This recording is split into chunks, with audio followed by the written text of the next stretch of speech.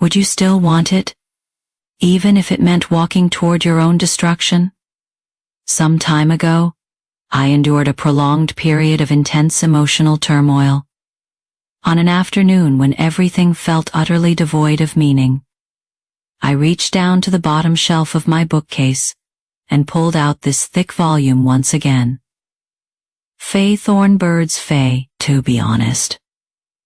When I first read it many years ago, I dismissed it as nothing more than a cliché Faye even, somewhat melodramatic love story. An Australian girl falls in love with a stunningly handsome priest, nearly 20 years her senior, and their lives remain inextricably entangled for a lifetime. But this time, as I reopened the book, bearing the scars and weariness of adulthood, I'd read the very first page and felt a chilling shiver run down my spine. I suddenly realized that this is not a romance novel at all. Within this family saga spanning half a century across the Australian wilderness, Colleen McCullough has penned a most brutal parable regarding human destiny. It answered a monumental question that had long haunted my soul. Why do we so often, with our own hands, destroy our own peace? Why are there certain pains we know full well lead into an abyss, that we nonetheless leap into with a smile? Woven throughout the book is an ancient Celtic legend. It goes like this.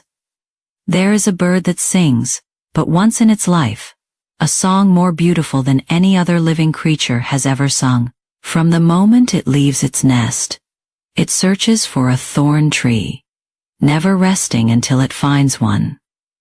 Then, it impales itself upon the longest, sharpest thorn, and amidst those savage branches, it pours forth its song. In its dying moments, it transcends its own suffering. It is a song of such exquisite beauty that its final note coincides with the bird's final breath. Yet, the whole world falls silent to listen, and even God smiles down from the heavens. For the very best things can only be purchased at the cost of the greatest pain. Is this truly nothing more than a masochistic tendency? A form of self-indulgent suffering? Number today, I invite you to slow down and join me as we step into the vast Drogheda sheep station in New South Wales, Australia, a land scorched by red earth and a blazing sun. I want to take Faith Thornbird's Faye and break it down piece by piece, so that together we may examine how, amidst the stranglehold of divinity versus humanity, and power versus desire, we ought to confront the true texture of life. Our story begins with a woman who is immensely wealthy, immensely old, and immensely malicious. Mary Carson. In the reading experience of many, Mary Carson stands as the novel's ultimate villain. She's the mistress of Drogheda, a sprawling ranch, and possesses a fortune vast enough to rival that of a nation. She is infatuated with Father Ralph, a young, handsome priest exiled to Australia. Ralph, for his part, treats her with impeccable courtesy, yet deep within his eyes lurks a profound loathing for this old woman. Consequently, before her death, she drafted a will, one that could arguably be described as the most malicious and the most cunning. In the entire book, she bequeathed her entire staggering fortune, a sum of £13 million, to the Catholic Church. However, this gift came with a single, non-negotiable condition. The entire estate had to be personally managed and administered by Father Ralph himself. What did this imply?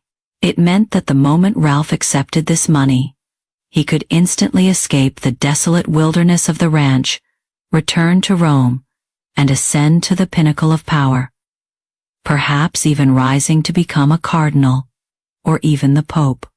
But the price was steep. He would have to strip the family of Maggie, the little girl he cherished above all others. the only person he had ever truly loved. Of their entire inheritance rights. He was forced to make an ultimate binary choice between power and God and Maggie. At this juncture, I would like to pause and share a few additional thoughts regarding my own perspective on Mary Carson. Personally, I do not entirely subscribe to the singular portrayal, held by both the author and the general public, of her as merely a malicious old woman consumed by love turned to hate. When I gaze upon the passages describing Mary Carson as she drafts that will, what I see is not mere jealousy. Rather, I see a supreme predator, one who possesses a profound insight into human nature, conducting a cruel sociological experiment. Have you ever stopped to wonder why Mary Carson chose to act in this manner? Because she saw right through Ralph. Ralph invariably presented himself as a saintly figure, one filled with boundless compassion for humanity, ready to sacrifice absolutely everything for the sake of his faith. He believed he loved God. He believed his love for young Maggie was pure. But with £13 million, a sum equivalent to billions in today's currency, Mary Carson slashed deep into Ralph's soul, squeezing out the deepest, festering corruption hidden within. Ambition. I am dying, Ralph. But I will be watching you from hell. Watching to see whether you are truly a noble saint, or merely a hypocrite willing to trample the woman he claims to love just to climb the ladder of power. If we push this logic to its absolute limit, we uncover a despairing truth. The moral integrity and deep affections we consider unbreakable are, more often than not, merely untested, simply because the stakes of the temptation we have faced were not yet high enough. What was Ralph's ultimate choice? There was never any suspense. Standing beside Mary's corpse, gazing at the will that held the power to destroy Maggie's entire family. He trembled uncontrollably, yet he clutched the document tightly in his hand. In that moment, out of the suffocating wave of sorrow. Did Ralph not love Maggie? He did. She was his sole redemption in that desolate wilderness. Yet, when the staircase leading to the very epicenter of power suddenly materialized before him, the blinding golden light radiating from those steps instantly seared his vision. In our daily lives, we often heap scorn upon those who betray their affections to chase after fame and fortune. Yet, Ralph's choice left me unable to harbor a purely unadulterated hatred toward him. For here, the author, McCullough, has pierced with surgical precision through the very boundaries of human self-perception. In the face of the illusion of absolute power, human nature is utterly fragile. With her death, Mary Carson brought her grand design full circle. With her wealth, she purchased Ralph's soul. And with that same wealth, she sealed Maggie's fate, condemning her to a lifetime of tragedy. Power is never a staircase leading to heaven. It is an abyss disguised as salvation. When we gaze into it, we often imagine we are about to acquire the divine power to command our destiny, unaware that destiny has long since secretly marked the price of the sacrifice. As Ralph returned to the church bearing that vast fortune, the story entered its central crucible, the half-century-long tug of war between Ralph and Maggie. Ralph became a bishop, donning magnificent robes of royal purple. Maggie, the girl with hair the color of flame, grew up amidst the swirling dust of Drogheda. She grew up hopelessly, maturing into a woman of fiery passion. Ralph's predicament constitutes the most captivating and most agonizing conflict in the entire book, the strangling clash between the divine and the human. As a man of the cloth, He vowed to dedicate his body and soul to God, to remain chaste, and to sever all worldly desires. He told Maggie, "I am a priest. Maggie, in my life, God must always come first." But is that truly the case?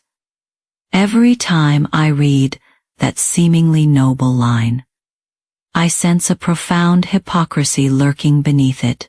I dare to raise a challenge here. Although the author devoted considerable ink to depicting Ralph's agonizing struggle between faith and love, I contend that Ralph never, in truth, truly believed in that benevolent God. What he worshipped was merely the flawless reflection of his own self. There is a specific detail here that is particularly intriguing.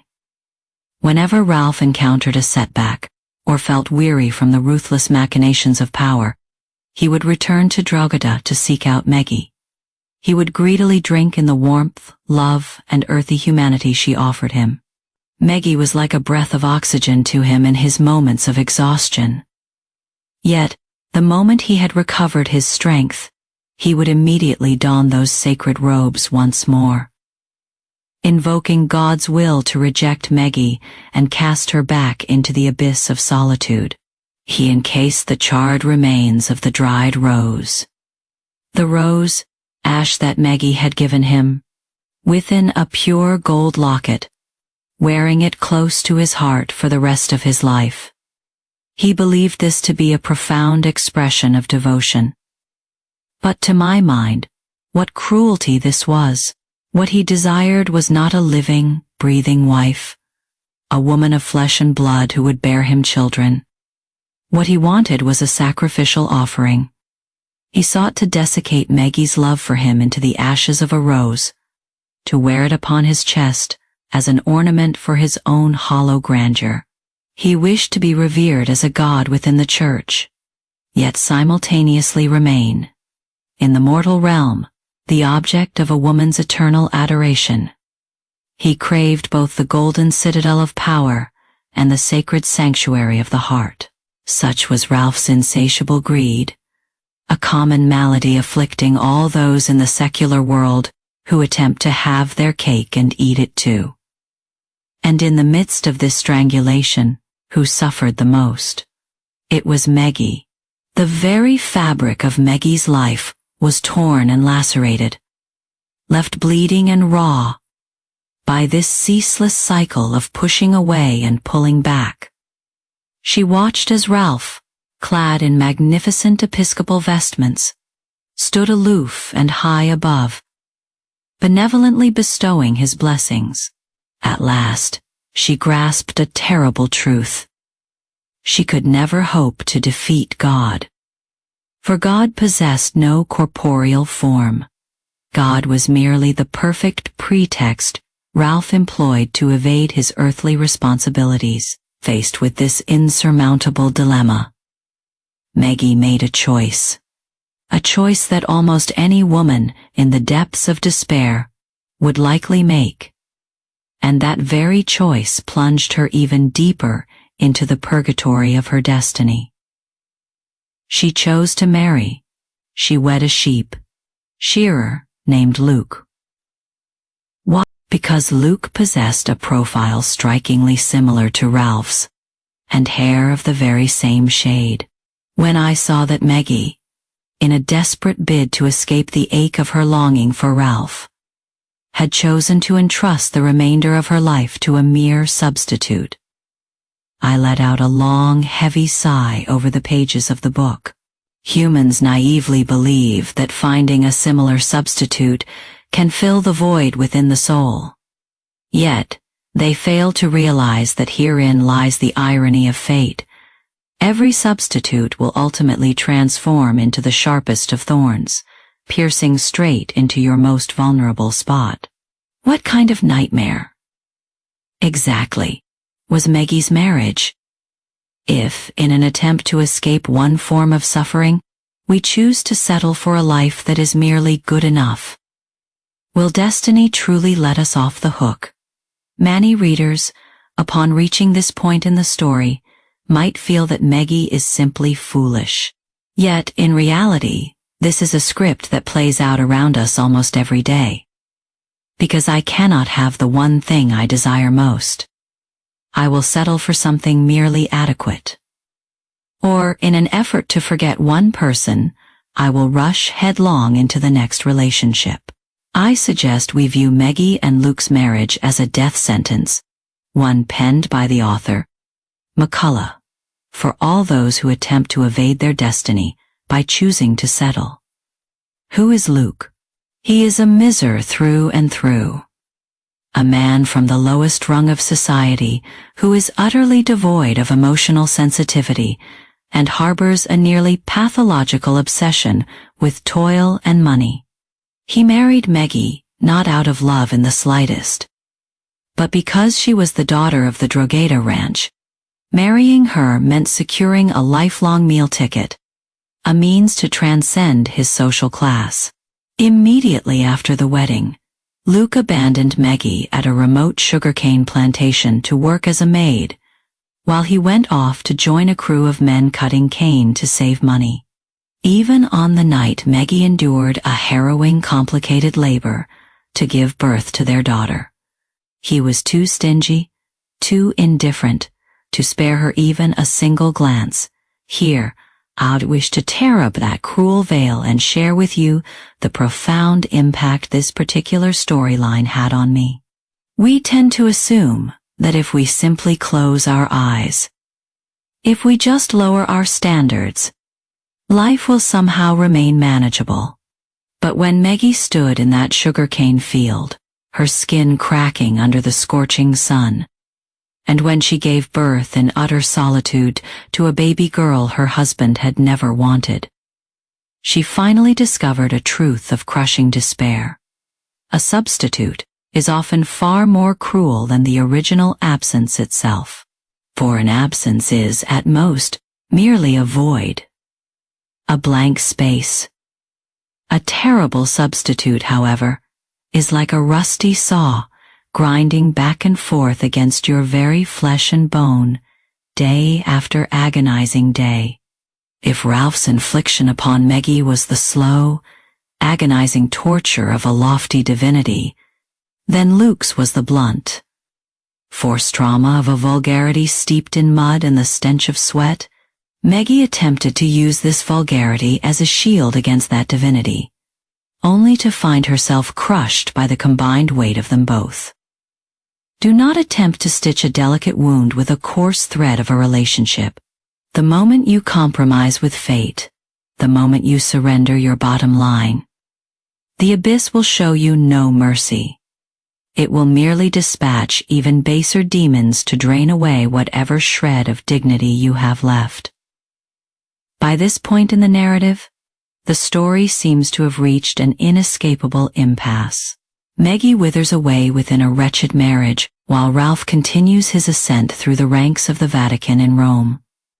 Yet, the reason Faith the Thornbird's Fae stands as an immortal monument in literary history is certainly not that it tells the tale of a woman resigned to her fate.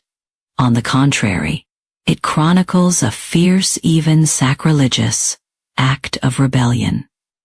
This constitutes the novel's absolute climax, the reunion on Matlock Island. When Ralph, exhausted and suffocating amidst the power struggles of the Vatican, learned that Maggie was enduring a life of unspeakable misery, he could no longer restrain himself. He flew to Australia, and on that isolated Matlock Island, cut off from the rest of the world, he found Maggie, who was there recuperating. Those were the brightest, most incandescent, and ultimately most heartbreaking days in the entire book, on this solitary island, devoid of churches, crosses, or the wagging tongues of gossip. Ralph finally shed the hypocritical vestments that had shackled him for half a lifetime, casting aside the sacred facade bestowed upon him by the Vatican. He was no longer a bishop. He was simply a man utterly pierced through by desire and love. On that island, like two dying thorn birds, they consumed one another in a blaze of passion, heedless of the consequences. As I read this passage, my emotions were profoundly complex.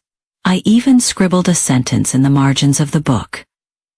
This is the ultimate blasphemy, yet also the ultimate purity. The author's narrative logic here forms a loop of exquisite brilliance through the lens of secular society. This was an illicit affair, a transgression against morality. Within the context of religion, it represented Ralph's utter betrayal of God. Yet, if we were to peel back this veil of worldly judgment, what would we truly see? You would see a woman who, with her own shattered life, launched a fierce and desperate raid against that invincible entity known as God. While on the island gazing at the sleeping Ralph, Maggie's inner monologue struck me with a visceral intensity that made my scalp tingle. She said, "I stole him from God, even if only for a few days, even if I must pay the price for it. But I won." What audacious vitality! What a tragic and heroic assertion of individual will. During those few days, Maggie conceived a child, a boy belonging to both her and Ralph. Dane Maggie guarded this secret meticulously, burying it deep within her heart. She told neither Ralph nor her nominal husband. Luke, carrying this fruit stolen from the hands of God. She returned to Drogheda with her head held high and decisively divorced Luke. At this juncture, I would like to pause, look you in the eye, and ask a question. If you were Maggie, would you feel that you had won? You possessed a child in whose veins flowed the blood of the man you loved most. A child who was handsome, perfect, and virtually a carbon copy of Ralph. You could even watch this child grow day by day, secretly mocking the lofty priest, who remained utterly oblivious. Would you not feel that, at long last, you had seized control of your own destiny? Thou, that is precisely how Maggie felt at the time. If we were to view this through the broader lens of an entire lifetime, we would uncover a terrifying law of cause and effect. Can human beings truly outwit destiny? Must we not, in the end, pay the price for the fulfillment we have purchased with lies and acts of theft? In our arrogance, we believed we could steal happiness from the gods through a perfect deception. Yet, we failed to realize that in the ledger of fate, the word luck has no entry. Those fruits you hoarded for yourself would, in the very season of their ripeness, burst forth as a deadly poison to destroy you. Fate's reckoning is far more cruel than anyone could have imagined, Dane. The perfect son whom Maggie cherished as her most precious treasure, and whom she spent her entire life trying to use to fill the void within her soul, had grown to manhood. He possessed a face identical to Ralph's, and a soul perhaps even purer than Ralph's. But fate played upon Maggie the most malicious, most despair-inducing trick in the entire book. Dane, the illegitimate son who never should have been born, became, upon reaching adulthood, hopelessly captivated by theology. He intended to become a priest. The moment Maggie learned of Dane's decision remains, for me, the most agonizing scene in the entire novel. One I could scarcely bear to read. Can you imagine such despair? Maggie had spent her entire life battling against that unseen God, to claim Ralph for herself. She believed she had successfully stolen a Ralph of her very own. Yet, in the end, God reclaimed her son as well. With interest, she fought against it with hysterical desperation, but to no avail. For flowing through Dane's very veins was that same irresistible yearning for the divine that defined Ralph. Ultimately, Maggie could only watch helplessly as Ralph, by then a cardinal, personally ordained Dane into the priesthood. And, most ironic of all, Ralph, up until this very moment, Ralph remained completely unaware that the young man kneeling before him, whom he regarded as the most perfect of believers, was in fact his own flesh and blood. If you imagine the tragedy ends there, you have vastly underestimated the cruelty of this Australian wilderness. Just as Dane was on the verge of becoming an exemplary priest, he was swept away by an undertow while attempting to save 2 drowning women on a beach in Greece, and perished. When Maggie returned to Drogheda clutching her son's ashes, and came face to face with the aging Ralph, who had arrived to offer his condolences, she finally unveiled the secret she had kept hidden for over 20 years. "He was your son, Ralph." Upon hearing those words, Ralph collapsed on the spot. He had spent his entire life pursuing holiness and power, believing himself to be God's most faithful servant. Yet, at the very end of his days, he discovered that he had not only desecrated his sacred vows, but had also, with his own hands, sent his own flesh and blood to the sacrificial altar. Consumed by the profound remorse and grief that followed the revelation of the truth, Ralph died in Maggie's arms. Such is the conclusion of Faith, Thorn Bird's Fae. The dead are gone. The broken remain shattered. All ambitions, all machinations, all loves and hates. In the end, they all dissolve into a handful of dust upon the red earth. When I first finished reading this ending, I sat in my chair for a long time, unable to fully regain my composure. I felt a deep surge of anger. Why?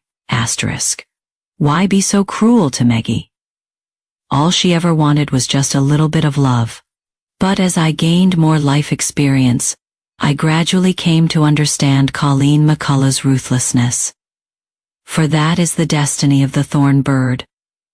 On the very last page of the book, Maggie delivers a confession that sent shivers down my spine. She shed no tears. She voiced no complaints regarding the unfairness of fate. Gazing up at the star-filled sky, she spoke with quiet serenity. "I've brought it all upon myself. I hold no grudge against anyone. I understand everything perfectly, and yet I would do it all over again. Here, I invite you to join me. Take a deep breath and truly feel the sheer, spine-tingling power of that sentiment. Do you grasp the weight of those words? Did Maggie not know that falling in love with Ralph would lead to utter, irrevocable ruin? Did she not know that those stolen days on Matlock Island would have to be repaid with a lifetime of suffering? She knew. Yet she still chose to plunge headfirst into that longest, sharpest thorn. This is precisely why the thornbird is able to sing the most exquisite song, not because it is foolishly unaware of pain, but because, having clearly foreseen its own destructive end, it still chooses to burn. We modern people are too clever. So clever, in fact, that before making any choice, we must first compile an incredibly detailed pros and cons list. When loving someone, we first calculate their family background, educational credentials, and future potential. When undertaking a task, we first evaluate the return on investment. We have turned ourselves into sophisticated instruments of risk aversion. We have successfully dodged every thorn. Yet in doing so, we spend our entire lives unable to sing even a single note that truly stirs the soul. Amidst extreme rationality and calculation, humans may indeed preserve an intact physical shell. Yet only through unhesitating, utter self-destruction can we truly validate the weight of the soul. And so, we have reached the end of this voluminous book. Faith a Thornbird's Fay. As I close the book, the yellow dust of Drogheda still seems to linger, gritty beneath my fingertips. This book offers us no guide to avoiding scoundrels, nor does it teach us the fundamental logic of wealth accumulation. Instead, it acts like a rough-hewn mirror, reflecting back at us the vitality that has long since withered away within us. Here, in this era of refined self-interest, today, standing here to discuss Faith the Thornbird's Fay with you, I am not encouraging anyone to pursue a destructive, immoral, or forbidden romance.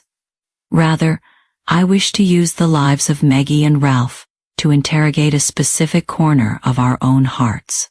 In this desiccated, and at times, rather dull, world, do you still possess the courage to pursue an absolute value that transcends all worldly calculation? Even if that pursuit leaves you wounded, brings you to tears, or even shatters the carefully constructed comfort zone you have built around yourself. Each and every one of us, throughout our entire lives, is that solitary bird wandering the wilderness in search of a thorn tree. The only difference lies in this: some, halfway through their flight, feel overwhelmed by weariness. They settle for the nearest branch, hastily building a nest where they spend the rest of their days in quiet comfort, only to die regretting that they never truly lived. Others, however, would sooner endure excruciating pain than turn away. They choose instead to drive their very chests against the sharpest of thorns, solely to leave behind, beneath the vast expanse of the heavens, one final, resounding song born of their own indomitable will. And so, I leave this question with you, the one watching on the other side of the screen. When you reach the end of your journey and look back upon the life you have lived, would you rather be the bird that remained unscathed but never sang, or would you choose to be Maggie, bloodied and broken, yet daring to look God in the eye and declare, "I have no regrets"? Share your choice.